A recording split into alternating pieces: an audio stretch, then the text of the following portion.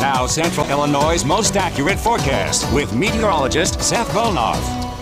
Well, for the last several days, we've only had a very brief periods of sunshine. Had a little bit of it across the area yesterday for sure, but today, kind of the day that brought it all across the area. So we are out there soaking it up and enjoying it right now, taking a look at the State Farm Center with a nice rural background behind it as well. It was a nice way to start off the work week. Mondays aren't very fun for anyone, but when the weather cooperates, it makes it a little easier to get up and going for sure. Satellite radar picture does show a few clouds kind of drifting on into the area, but aside from that, you do have some nice blue skies out there in a few places. Air quality has held up very nicely today as well. Still got that yellow moderate condition there across much of the area, but we'll certainly take that with the way things have been over the last few days.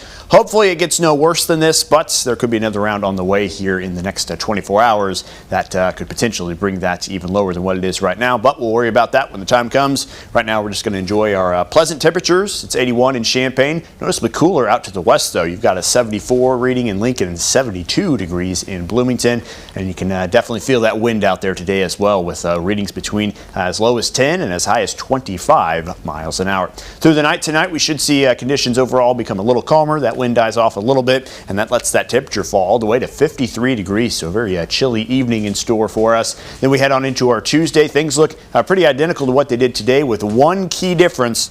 Going to have that wildfire smoke here in the area, causing that hazy look to the sky and potentially affecting our air quality to an unknown degree. There's going to be some conditions in play that could force it down to the surface a little bit, or it could kind of stay aloft like it did towards the tail end of a couple of weeks ago. So we'll be watching as that next round moves on in. You'll probably notice it at sunrise tomorrow morning. I think the more widespread round is going to wait until the afternoon, so we'll have to be dealing with that, of course, as well. Not seeing a whole lot in the way of rain chances, which for some is good because we definitely want to be able to enjoy the sunshine, but with all that very stable air in play, there's going to be a lot of descending air which could push that smoke closer to the surface. So we'll watch that in the next couple of days. Rain chances do return on into the weekend, but even right now those chances don't look particularly high, as another system is set to move on in. Could largely miss us to the north there, but it could also drag a few showers and maybe a storm or two into the area as we head on into our Friday and Saturday of this coming weekend. But before we get to that point, the southern wind that's going to come with that system is going to really shoot those temperatures up. You're talking about 88-degree highs for both Wednesday and Thursday, so really dialing up the heat before those rain chances kind of cool us back off there